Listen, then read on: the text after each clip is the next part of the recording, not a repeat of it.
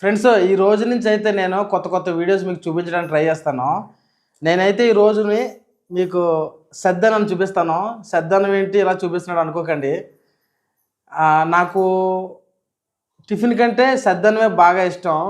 ఇదేంటి ఈ రోజుల్లో కూడా సద్దన్నం తినే వాళ్ళు ఉన్నారా అనుకోకండి. నేను కాలేజీ చదివే టైంలో బాగా టిఫిన్ తినేవాడిని. బాగా అంటే ఎక్కువని కాదు, సరిపడంత తినేవాడిని.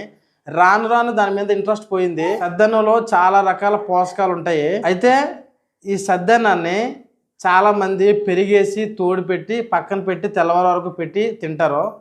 గంజితోటి అన్నాన్ని తయారు చేసిన అన్నం ఇది చాలా బాగుంటుంది. దాంతోపాటు మీకు ఒక సామెత కూడా ఉంది సద్దన్నం మీద. పెద్దవారి మాట సద్దన్నం మూట అంటారు కదా. అంటే పెద్దవారి మాట ఎంత మంచిదో సద్దన్నం కూడా అంతే మంచిదని అర్థం. వంటికి చాలా మంచిది.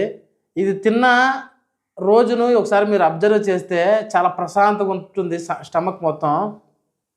టిఫిన్ తిన్న రోజు ఈ రోజుని కంపేర్ చేసి చూడండి మీరు ఎప్పుడైనా, చాలా బాగుంటుంది. మనం ఎప్పుడైనా అన్నం తినలేనప్పుడు, ఎక్కువగా తినలేనప్పుడు ఇలాంటి మిరపకాయతో తింటే అన్నం ఎంతైనా ఎక్కుతుందని మా నాన్నగారు చెప్తూ ఉండేవాడు. వాళ్ళు బోటులోని వేటకు వెళ్ళేటప్పుడు ఇలాంటి మిరపకాయలు ఎక్కువ తీసుకెళ్ళి తింటారు. వేరే తీసుకెళ్ళరు, ఎందుకంటే ఇవే రెడీగా ఇంట్లో ఉంటాయి కాబట్టి. చాలా బాగుంటుంది. చూడండి ఒకసారి సద్దన్నాన్ని.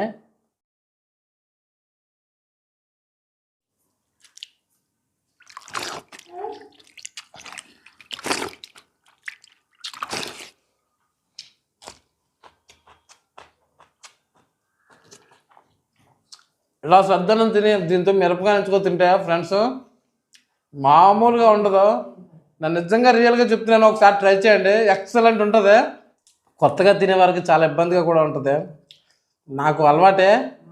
ఇలాంటి మరిన్ని వీడియోస్ కోసం నా ఛానల్ని తప్పకుండా సబ్స్క్రైబ్ చేయడం మాత్రం మర్చిపోవద్దు. ఇలాంటి వీడియోస్ వస్తూనే ఉంటాయి. Thank you friends, thank you for watching.